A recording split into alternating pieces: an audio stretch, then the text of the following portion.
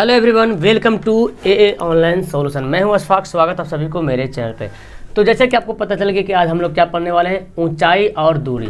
ये प्रश्नावली 9.1 है, एनसीईआरटी का मैथ है। ठीक है, एनसीईआरटी का मैथ है और इस मैथ में जो भी लेसन मैं पढ़ा रहा हूँ उसका एक एक क्वेश्चन मैं आपको सॉल्व करवा रहा हूँ। ठीक है, अगर आपको कोई भी क्वेश्चन में प्रॉब्लम हो तो बस नीचे डिस्क्रिप्शन लिंक दिया हुआ, वहाँ पे जाओ, नहीं तो प्ले लिस्ट में जाओ, वहाँ पे लिखा हुआ मैथ सब्जेक्टिव करके लिखा हुआ है और उसमें एक एक लेसन सबका जहाँ तक मैं पढ़ाऊँ सब डाला हुआ है और बाकी चल रहा है। फिलहाल अभी हम लोग हाइट एंड डिस्टेंस पढ़ रहे हैं। इससे पहले हम लोग त्रिकोणमिति पढ़ लिए हैं, समांतर श्रेणी पढ़ लिए हैं, दो चार वाले रैखिक समीकरण पढ़ लिए हैं, द्विघात समीकरण पढ़ लिए हैं। तो बहुत सारे लेसन लगभग पढ़ लिए हैं और बहुत सारे लेसन बाकी है। ठीक है, तो चलिए स्टार्ट करते हैं। वीडियो को पूरा देखिएगा अगर आप ये सवाल समझना चाहते हैं तो। सबसे पहले इस लेसन में मैं बताया था कि सबसे अहम काम क्या है इस लेसन में, फिगर बनाना। फिगर बनाना सबसे अहम काम है। बोलता है भूमि के एक बिंदु से एक 20 मीटर ऊंचे भवन, 20 मीटर ऊंचे भवन, यानी कि भवन कितना ऊंचा है, 20 मीटर। मान लो यहाँ पे भवन है, ऐसे जमीन तो रहेगा, भवन तो जमीन पे ही रहेगा ना। तो 20 मीटर ऊंचा है भवन। टेढ़ा थोड़ा सा फिगर बन सकता है मेरा। ठीक है, ये है मेरा भवन है जो कि 20 मीटर ऊंचा है, ऐसे हम कर दिए। ठीक है, ये 20 मीटर ऊंचा भवन है। थोड़ा इसको मोटा करते हैं। ये मेरा भवन है। एग्जाम में ऐसे मत करना, सिर्फ ऐसा सीधा लाइन बना देगी, काम चलेगा। ठीक है, और यहाँ पे बोलता है क्या, भवन के शिखर पर, यानी कि जो ऊंचाई यहाँ पर, इसके शिखर पर एक संचार मीनार लगाओ। यानी कि टावर होता है ना, बिल्डिंग पे टावर लगता है ना, तो यहाँ पे एक टावर लगाओ ऐसे। ठीक है, अलग से।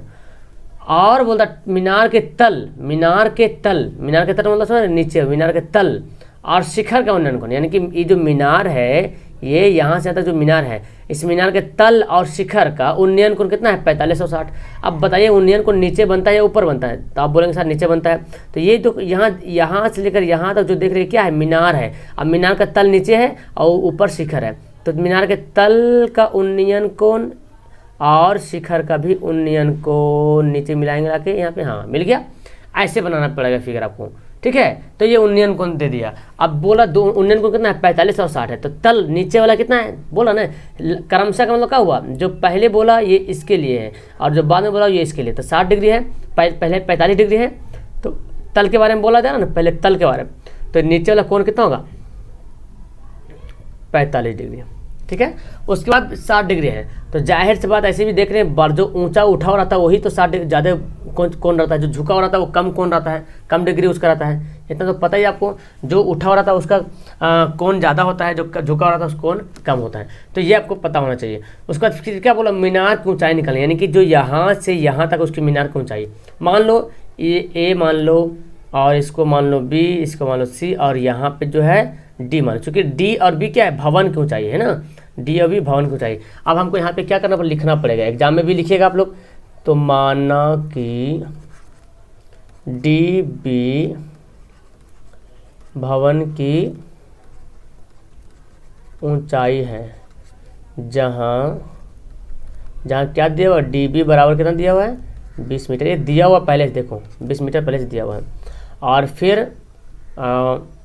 ए डी मीनार की ऊंचाई है ना, संचार मीनार, ये मीनार लिखेंगे, मीनार की ऊंचाई है। और ए डी बराबर हम क्या मान लेते हैं, मान लो ए डी बराबर 1 से मान लो, कोई दिक्कत नहीं। ए डी बराबर क्या मान लेते हैं, 1 से मान लेते हैं। और यहाँ पे कोण क्या क्या दिया हुआ है, देखो जो कोण दिया लिख लो यहाँ पे। पहले लिख लो बी सी डी है ना, कोण बी सी डी बराबर कितना डिग्री है, बी सी डी यहाँ तक तो 45 डिग्री है। नीचे वाला कोण, नीचे वाला त्रिभुज अंदर वाला 45 डिग्री है, यहाँ से आया यहाँ तक आया तो 45 डिग्री है। 60 डिग्री लिए पूरा लेना पड़ेगा। कोण बी सी डी 45 हो गया, और कोण ए बी सी ये कितना डिग्री है, ये है 60 डिग्री। अब हमको क्या निकालना है, मीनार की ऊँचाई निकालना है। तो मीनार की ऊँचाई यानी कि लंब निकालना है ना, ये जो लंब है ये पूरे इसी में आएगा। अब हमको करने से कोई मतलब नहीं है। देखिए लंब बटा आधार होता है फॉर्मूला में जी। आप चाहो तो लंब बटा कर्ण से भी निकाल सकते हो, कोई हर्जा नहीं, लेकिन बेहतर होगा लंब बटा आधार से निकालो तो और अच्छा रहेगा। ठीक है, सबसे अच्छा रहेगा लंब बटा आधार से। अब देखिए एक एक त्रिभुज में लेंगे, पहले हम छोटा त्रिभुज में लेंगे, उसके बाद बड़ा त्रिभुज में लेंगे। या तो आप पहले 60 डिग्री वाला बना लो या 45 डिग्री वाला बना लो, किसी से भी पहले बनाओ आंसर आ जाएगा। तो तो छोटा से बढ़ते हैं, ज़्यादा बेहतर तो ये होता है कि हम नीचे से बढ़ें तो सबसे बेहतर होता है ना। चलिए हम लेते हैं कोण बी सी डी में, कोण बी सी डी में, कोण बी सी डी में क्या देख रहे हैं, tan 45 डिग्री बराबर। tan का मान होता है लंब बटा आधार, tan का फार्मूला होता है कि नहीं होता, लंब बटा आधार, इसलिए हम tan यहाँ पे लिए। लंब हमारा कितना है, देखो db क्या है, ये 45 के लिए तो लंब यहीं पे देखो यहीं तक हम लिए ना, तो 45 के लिए लंब जो है db हो गया और आधार क्या हो गया bc हो गया। तो लंब यानी कि लंब बटा करें यानी कि db बटा bc हो गया।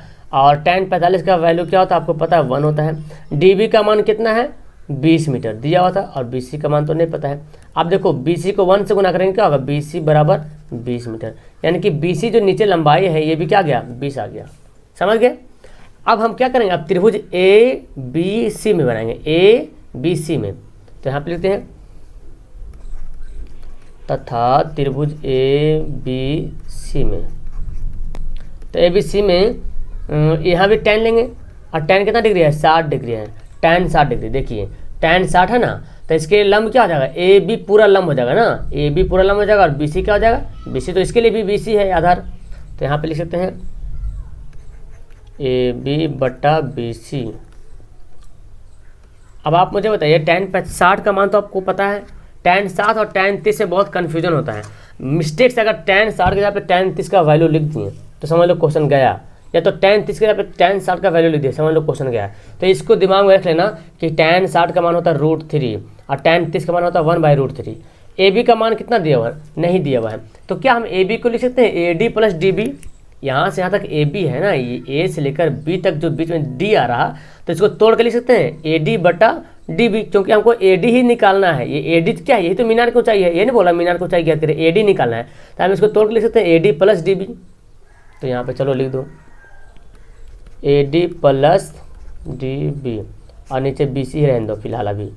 अब देखो √3, अच्छा ए डी को हम क्या माने थे, देखो ए डी को हम कुछ माने एक्स माने, नहीं मानेंगे तो कोई तब भी कोई दिक्कत नहीं, आप मान भी लिए तो चलो कोई दिक्कत नहीं। डी बी का मान तो दिया हुआ था 20, डी बी है ना, ये देखो डी बी 20 दिया हुआ था और बी सी क्या है 20 तो ऑलरेडी है ये बी सी, चूँकि 20 तो निकल गया अभी हमारा है ना, अभी बी सी निकाले ना यहाँ से 20 निकल गया।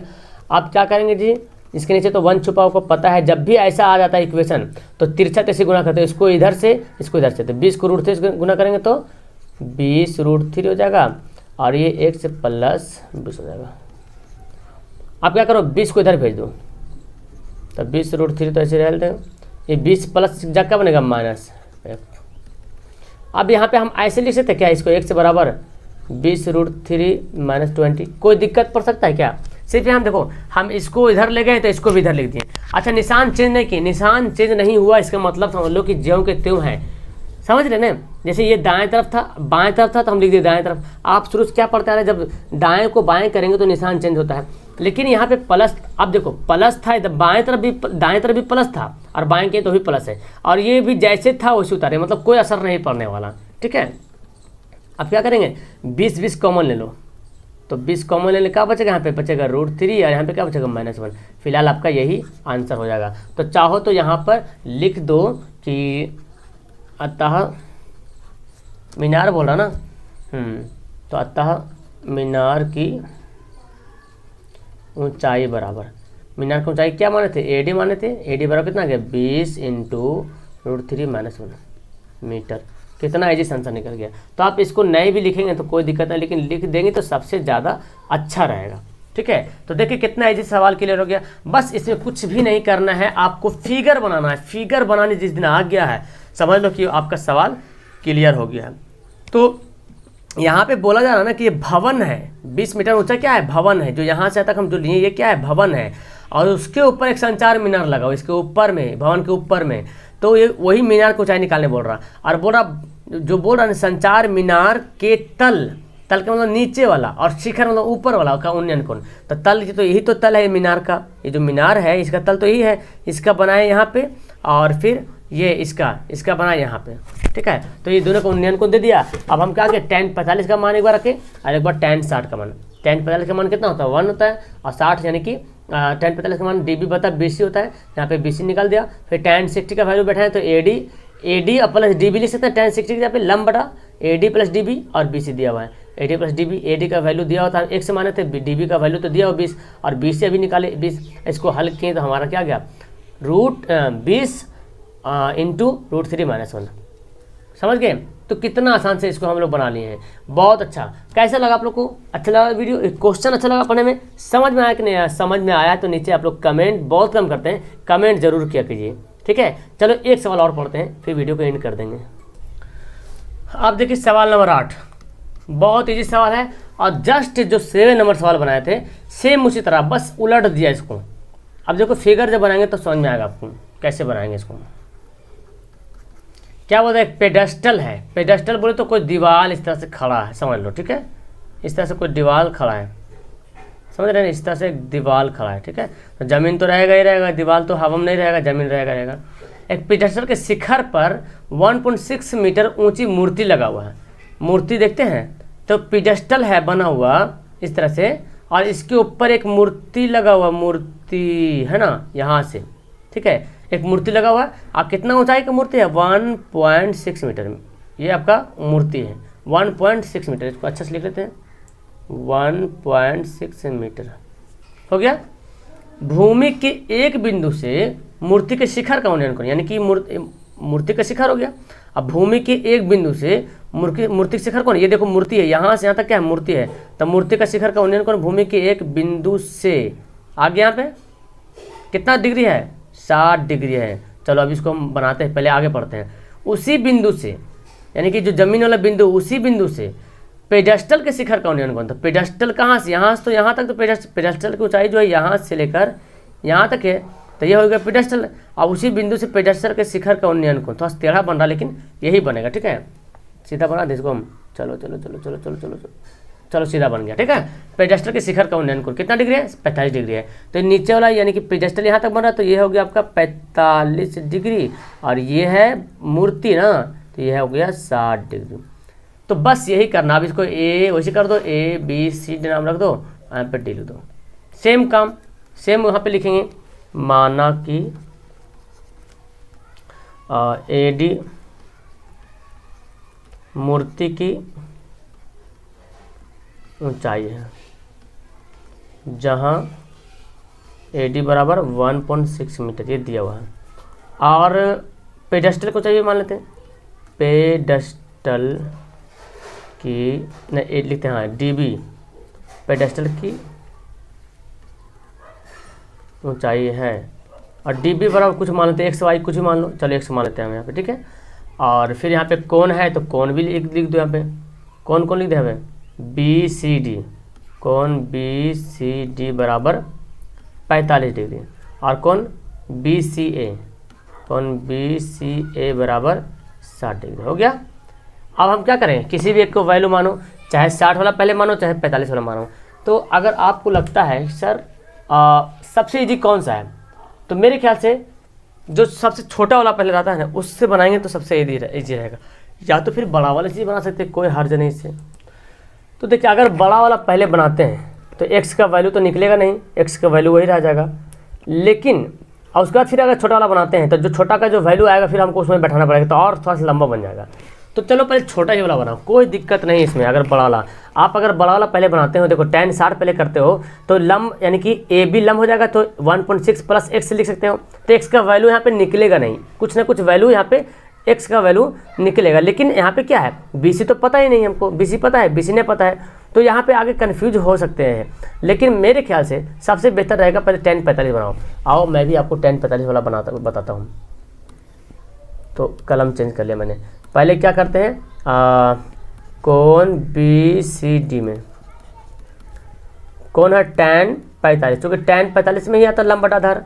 देखो करने से कोई मतलब नहीं है, लंब बटा आधार 45 में लंब 45 में कितना लंब है, DB आधार BC। तो यहाँ पे लिख दो DB बटे BC। tan 45 का मान 1 होता है, DB का वैल्यू हम तो माने नहीं, कुछ x माने थे ना, दिया होता नहीं था BC। अब देखो BC को 1 से गुना करेंगे तो BC हो जाएगा, BC बराबर क्या आ गया, x मीटर। अब हमको BC का वैल्यू पता चल गया, BC का वैल्यू क्या हो गया, x। BC भी वैल्यू x है और यह ऊंचाई भी DB भी x है। अब क्या करेंगे, अब त्रिभुज ACB में या BCA में है ना, त्रिभुज बी सी ए में tan 60 डिग्री, tan 60 डिग्री इसका क्या लंब है, देखो तो इसका लंब है ए डी बटा बी सी।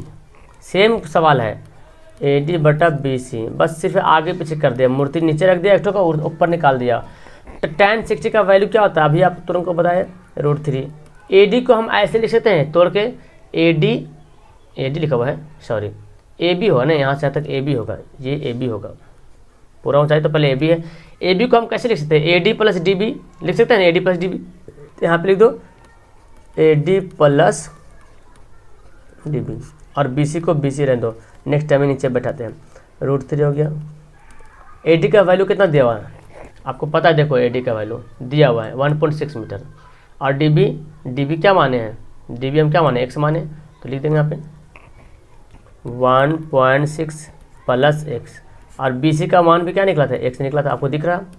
अब देखो क्या करेंगे, एक्स को √3 गुना करेंगे तो √3 एक्स हो जाएगा, और 1.6 प्लस एक्स। अब इसमें क्या कैलकुलेशन करना पड़ता है, कैलकुलेशन अगर आपका सही है तो बस कोई दिक्कत नहीं है। ये देखो एक्स को इधर लाओ, क्योंकि एक्स वाले एक तरफ करना पड़ेगा, एक्स प्लस में क्या बनेगा, माइनस बनेगा, √3 एक्स से माइनस एक्स, 1.6 को ऐसे रहने दो। देखो एक्स मिल रहा तो एक्स क्या करेंगे, कॉमन ले लेंगे, √3 माइनस 1 बराबर 1.6। अब आप क्या जानते हैं, एक्स अगर निकालना होता है तो ये जो गुना है क्या चल जाएगा, भाग चल जाएगा, यानी कि √3 माइनस 1। क्या ये आंसर हो सकता है, नहीं, हरगिज नहीं, आंसर नहीं होगा। इसके लिए हमको क्या करना पड़ेगा, इसके लिए हमको करनी यानी कि पर में ही करण करना पड़ेगा। तो √3 प्लस 1 कर दो, और √3 प्लस 1 कर दो, ऊपर भी इतना गुना करेंगे, नीचे भी इतना गुना करेंगे, फर्क सिर्फ ये रहेगा, प्लस वाला माइनस बन जाएगा, माइनस वाला प्लस बन जाएगा। अब देखो जी 1.6 को √3 गुना करो, तो 1.6 को √3 गुना करेंगे तो ऐसे इसको फिलहाल ऐसे ही रहने दो, कोई दिक्कत नहीं, 1.6 और √3 प्लस 1 ही रहने दो, ठीक है। ये देखो फार्मूला आ गया, √3 माइनस 1 √3 प्लस 1, ए प्लस बी ए माइनस बी, ए प्लस बी इंटू ए माइनस बी। क्या फार्मूला होता है, ए स्क्वायर माइनस बी स्क्वायर, होता है कि नहीं होता है। अब हम इसको लिख सकते हैं ए स्क्वायर, यानी कि √3 का स्क्वायर लो लिख ही देते हैं, और बी मतलब कितना 1, तो 1 का स्क्वायर। यहाँ पे देखो जी इसको ऐसे रहने दो, 1.6 √3 प्लस 1, √3 का स्क्वायर कितना होगा, 3 होगा, क्योंकि √3 को स्क्वायर से रूट क्या होगा, कट जाएगा, 1 का स्क्वायर 1 होता है। तो थोड़ा सा यहाँ पे कैलकुलेशन थोड़ा सा लंबा है, तो खैर आप तो घबराइए मत, क्योंकि ये सब के लिए तो आप महाराजा बने हुए हैं आप लोग, है ना। देखो 2 में 3 में से घटेगा 2 हो जाएगा। आप क्या करेंगे, और नीचे कोशिश करेंगे बटा ना रहे, कोशिश ये करना कि बटा ना रहे, कट जाए। तो इसको अगर काटेंगे, लो 2 से काटेंगे 16 के, और 1.16 है, 1.16 2 से काटेंगे तो 2 8 16, लेकिन 0.8 लिखना पड़ेगा। नहीं समझ आता तो भाग कर दो, 1.6 को 0 बैठाएंगे, 2 8 16। इसके बाद भी नहीं समझ आता है तो आप यूँ करो, देखो 1.6 बटा 2 है, पॉइंट काटेंगे, पॉइंट के बदले यहाँ पे 1 1 0, 8 दूना 16, ये दूसरे का 8 दूना 16 कितना आ गया, 8 बटा 10 आ गया। इसको बनाओगे तो नीचे 1 0 है, तो 1 के बाद पॉइंट यानी कि 0.8। तो यही तो मैं बोल रहा था, इसको जब काटेंगे तो कितना हो जाएगा, 0.8 √3 प्लस 1 मीटर। ये क्या हो गया, पेडेस्टल की ऊंचाई हो गया। तो चलो यहाँ पे लिख देते हैं पेडेस्टल की ऊंचाई बराबर, है ना। ये सब आपको रफ में करना है, मैं तो बताया हूँ। अतः पेडेस्टल की ऊंचाई बराबर 0.8 √3 प्लस 1 मीटर, और ये क्या हो जाएगा, आपका आंसर हो जाएगा। समझे। तो कितना है, जिस देखो ये सवाल बना लिए। अब एक बार मैं आपको थोड़ा सा फास्ट में समझा देता हूँ इसको क्या करना है। तो सबसे पहले तो ये तो दिया हुआ है कि ये पेडेस्टल बोले तो आपका जो ये दिया हुआ ना, यहाँ से यहाँ तक ये पेडेस्टल है, ठीक है। और इसके ऊपर मूर्ति लगा हुआ है, एडी ये मूर्ति है, मूर्ति को चाहिए 1.6 मीटर है। और बोलता है क्या, मूर्ति के शिखर, तो मूर्ति के शिखर कहाँ पे बनता है, यही तो मूर्ति के शिखर है। शिखर का एक बिंदु, जमीन के बिंदु पर जो कोण बनाता है वो 60 डिग्री बनाता है, उन्नयन कोण।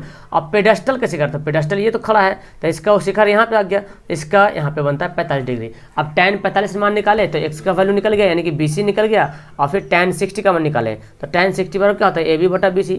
ये तो है लंब, ए बी क्या लंब है, बी सी आपका आधार है। ए बी को हम क्या लिख सकते हैं, ए बी को लिख सकते हैं A D plus B C, बीच में तोड़ के ए डी का मान 1.6 है, डी बी का मान x हो गया। अब यहाँ पे हल कर लिए, x को इधर भेजे, गुना हो गया 1.6 प्लस x। अब x को, ये जो x इधर है इसको हम इधर भेजे, प्लस को बना दिए माइनस, तो x कॉमन ले सकते हैं, इसमें से कॉमन ले लिया x, तो बचा क्या √3, और यहाँ पे कुछ नहीं बचा तो बचा 1।